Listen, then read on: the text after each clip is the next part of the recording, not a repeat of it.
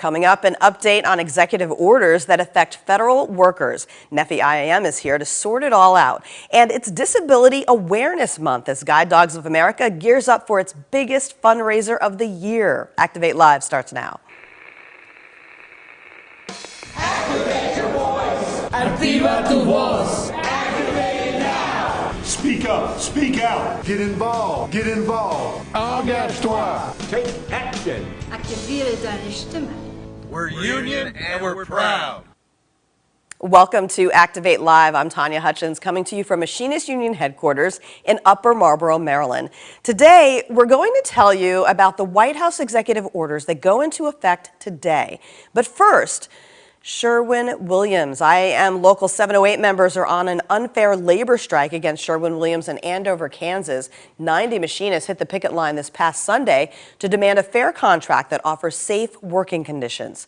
Solidarity and support are coming in from all across the U.S. and Canada. We'll keep you posted on the status of the strike and our members' fight.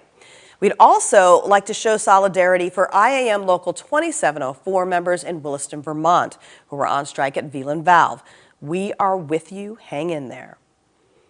Well, the president signed 3 executive orders stripping rights from federal workers in May of 2018. NFFE-IAM and other federal employee unions filed a successful lawsuit holding that the orders overstepped the president's executive powers and gutted due process and merit protections, among other issues.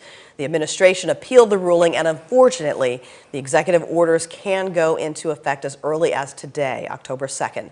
To help us sort out what that means for federal workers is NFFE-IAM Associate General Counsel Suzanne Summerlin. Suzanne, thanks for being here. Thank you for having me. It's so great to be here. Well, first tell us, have these injunctions been officially filed yet? So as our friends on Instagram were watching me scroll through my phone before we went live, I'm waiting to hear from the court officially. We're waiting for something called a mandate to issue. So when the mandate issues, it will give us more information on exactly when the executive orders will go into effect. But we do expect that to happen some point today, or if not today, some point before the end of the week.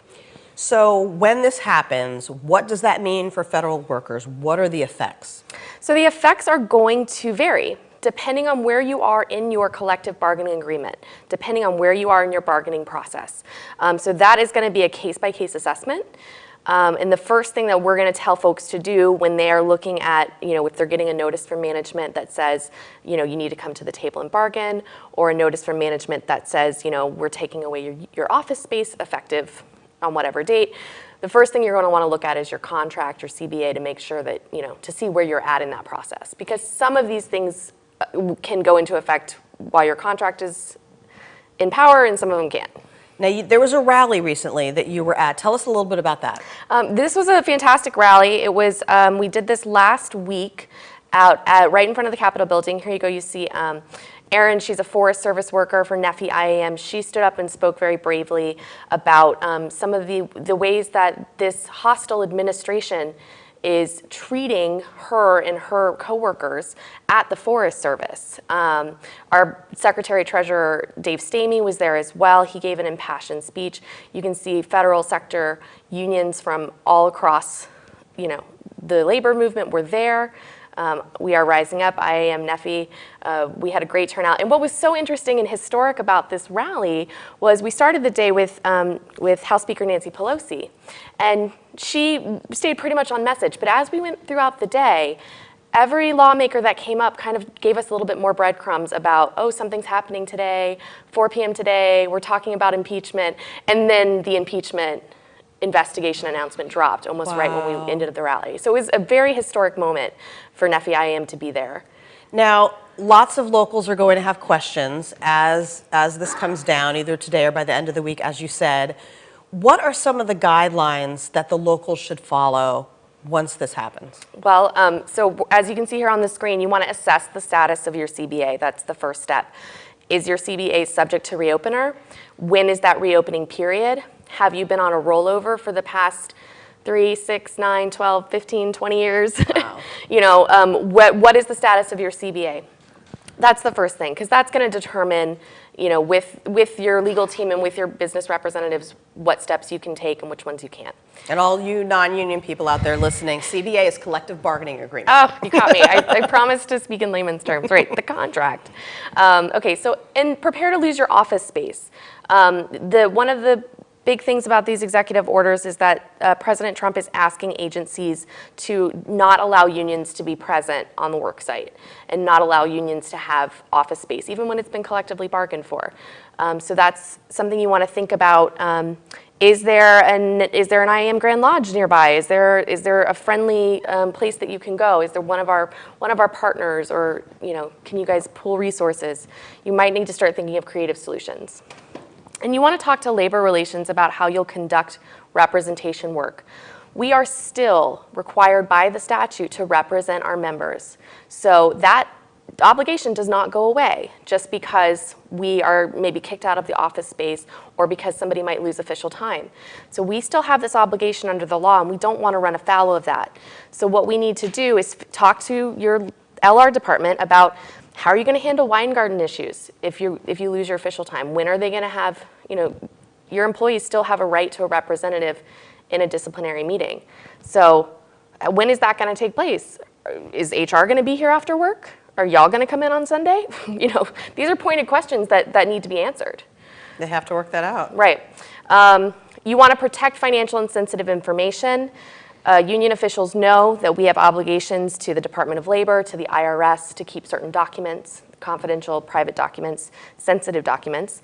We need to make sure that those are protected, as well as our representational documents, our member lists, our organizing strategies, things like that. These things need to be accounted for and secured. And get ready to bargain. Start talking strategy, familiarize yourself with the rules under the Federal Labor Relations Authority, and make sure that you have an idea of where you want to go in your organizing.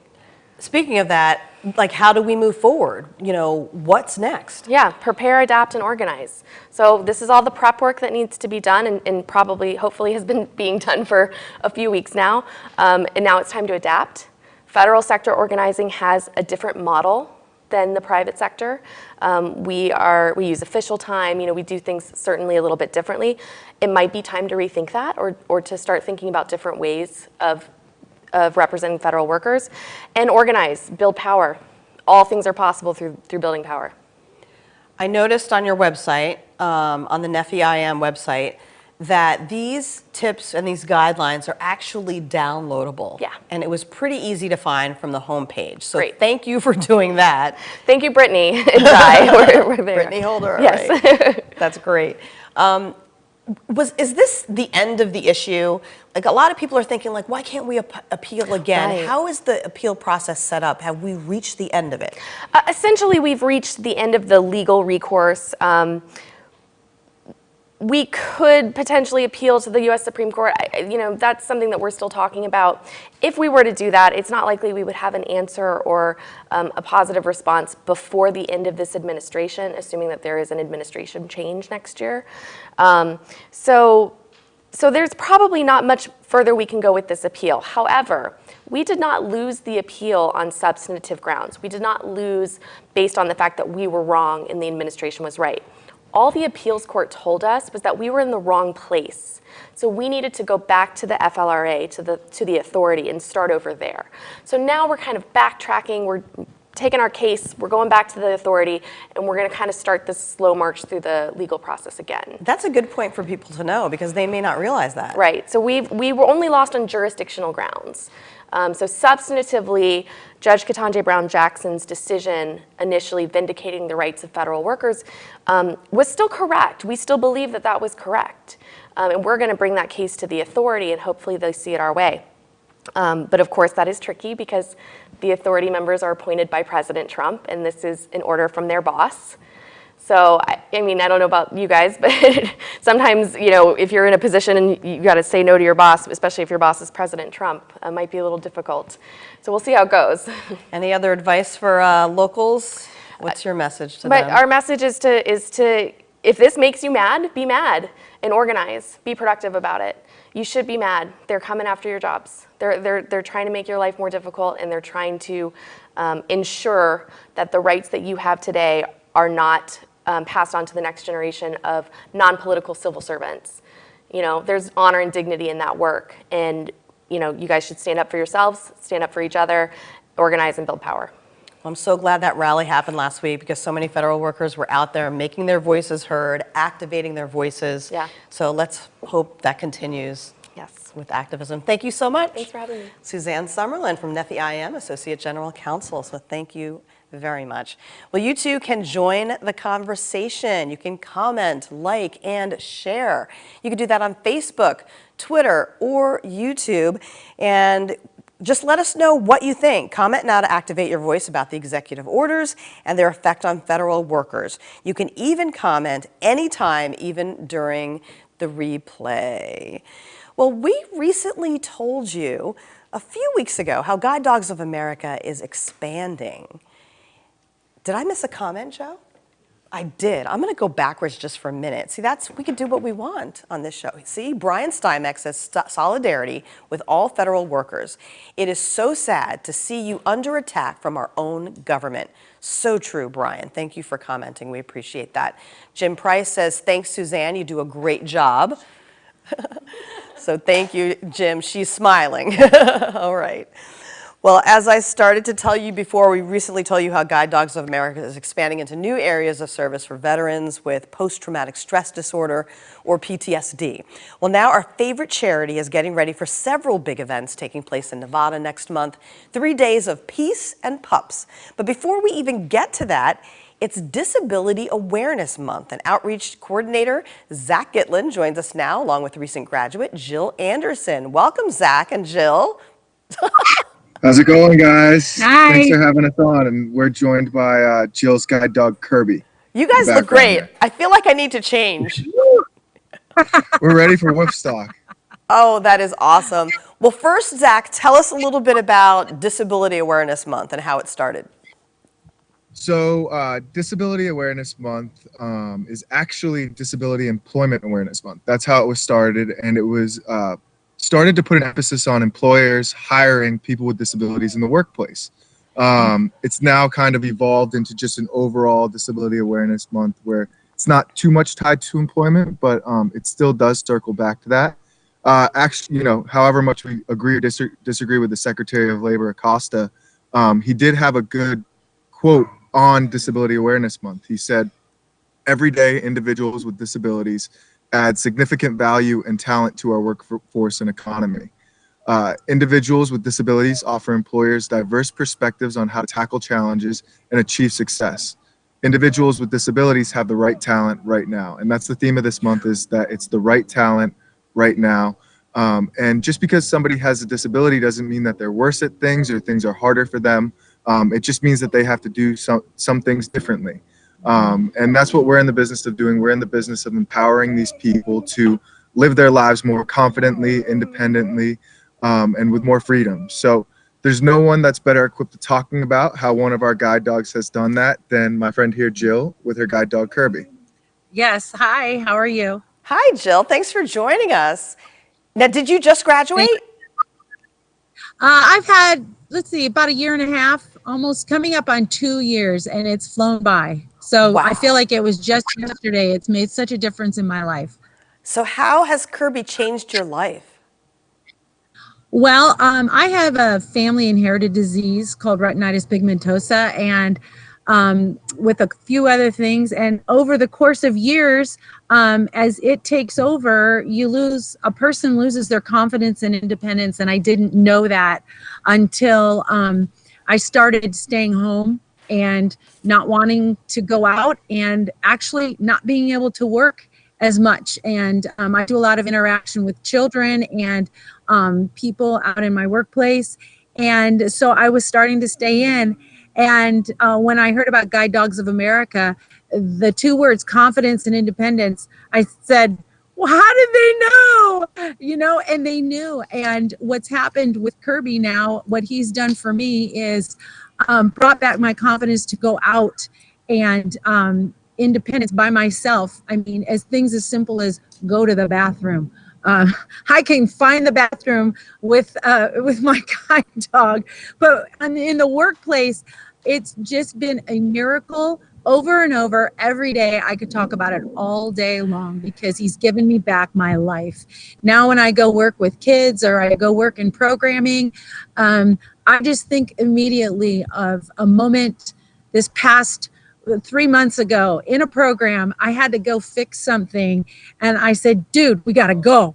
And Kirby, he just knew my body language. He knew where to go. I said forward, and he took me lickety split back to where we needed to problem solve. And we problem solved like nobody's business and took care of it. And so bringing those things back brings back confidence and independence. So I am a contributor to society, full force, like I used to be.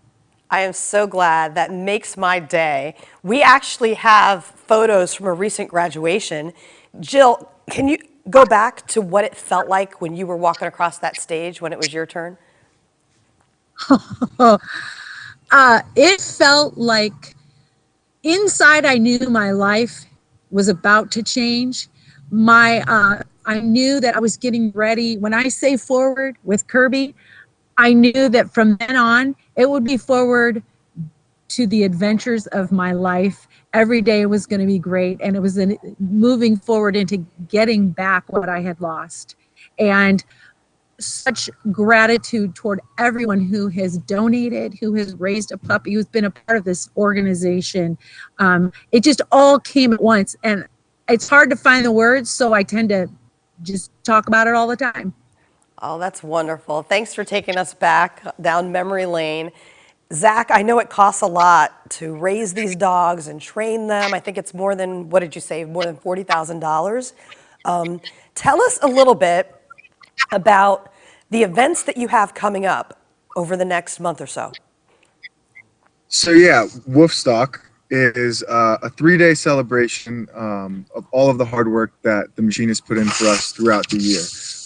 You guys put on over 100 different events throughout the country that raise money to make people like Jill and Kirby possible. So in November in Las Vegas, we do a motorcycle run, we do a sporting clay tournament, and then we have a big golf tournament. And then on Saturday, we culminate it all with a charity banquet, which this year's themed like Woofstock, and there will be a buffet, there will be music. We get to present all of the Gift of Sight awards to some of the people that have really made an impact on our program. It's important. I've got a couple reminders for the weekend. It's important to remember to, if you are interested in golfing, to register early. That does sell out. Make sure to register by November 7th. So if you play golf and you want to play, you have to register by November 7th. November 7th. And last year it sold out. So if you do want to golf, make sure that you secure your spot. The other part is to make sure that if you want to support the event in the terms of sponsorship by placing an ad, get that in by October 31st. We have printing deadlines. So if you don't get it in by then, it's probably not going to make our booklet. And the most important information is about the actual registration. So registration is online again this year. We've changed up the website a little bit. It's beautiful. It's really easy to navigate. You can look at an agenda for the whole weekend. But while doing that, it's important that you put as much information down as possible, especially your emails. That enables us to get you all the information that you need to make sure your weekend goes as smooth as possible. If you don't want to submit everything online and you want to pay by check, you can mail your check in later. And we have a chance to meet Jill. Anyone who's watching who is going to these events, they can meet Jill November 23rd, correct? Yeah, woohoo! I'm gonna be there. I'm so excited. And Kirby. I can't wait. Kirby loves Las Vegas, I gotta say. Oh, I'm sure it's going to be a great event. Well, I'm glad that you're able to give us all the registration deadlines. But before we leave, Zach, I just want to remind everybody that Guide Dogs of America is a nonprofit. It's been around for more than 70 years, I think since 1948, when Joseph Jones Sr., who was 57 years old, was a retiree from the IAM. And, you know, the Machinist Union helped to found this organization on his behalf. So there's a lot of history in Guide Dogs of America. How does it make you feeling working there? Because I know you've been there a few years now, But you're still a newbie compared to a lot of others, right? Yeah, we actually just took a trip up and we met with a guy named Bud Melvin he's in Victorville, which is like an hour and a half from here. And he's the former director of Guide Dogs of America. He was the president about 4 terms ago. So he was here during the 80s. And he came out of Union Shop in San Bernardino, California. He's an old Union member himself. And he had all of these old stories just about how much the union really enabled Guide Dogs of America to grow.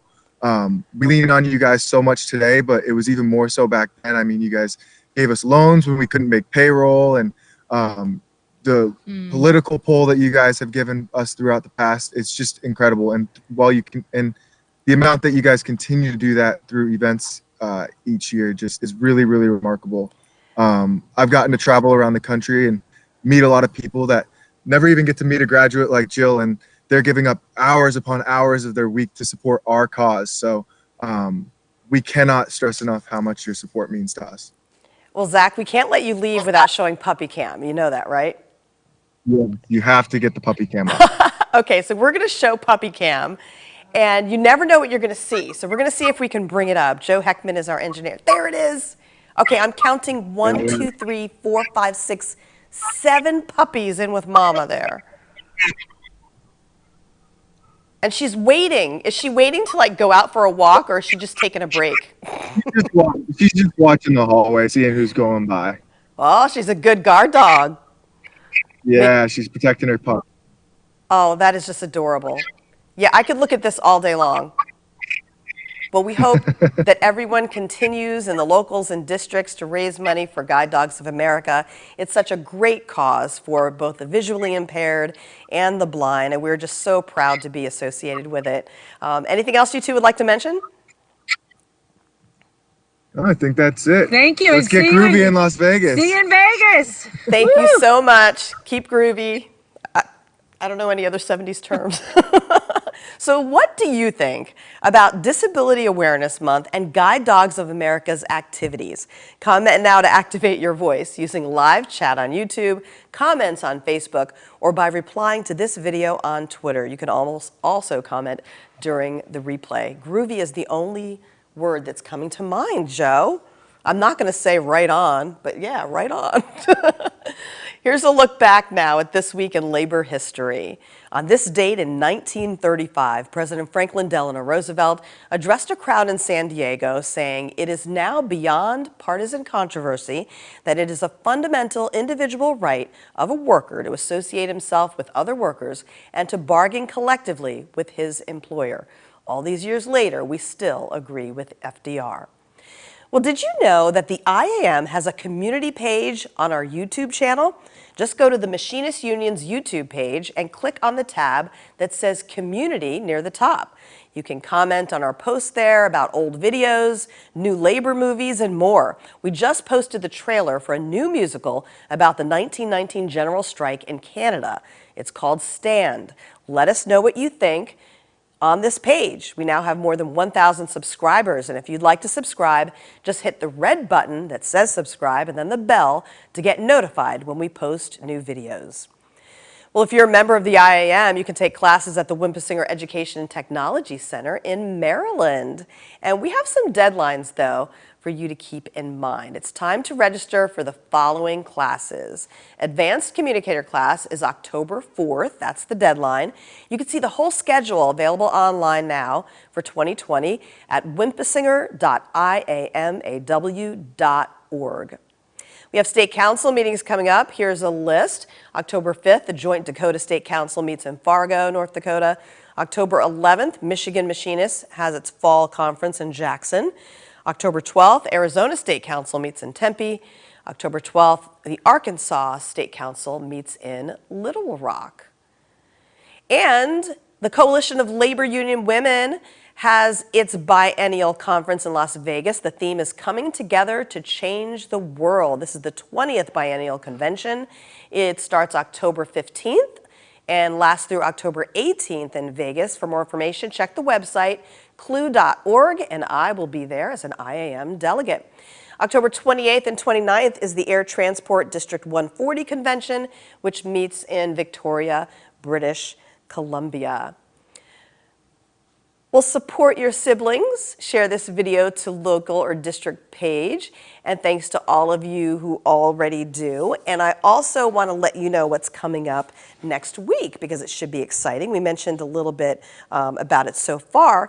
Be sure to join us next Wednesday as the Economic Policy Institute gives us recent research on unions, and we preview a new movie musical called Stand. It was the one about the 1919 general strike in Canada. So we will hear from Stan Pickthall, our General Vice President in Canada, and we will also hear from our Director of Communications, Bob Wood, who's actually going to a preview of it, a screening, so he'll be able to give us a review as well. And maybe your local or district in the future would like to have a screening. It looks pretty exciting. Thank you so much for joining us. See you next Wednesday.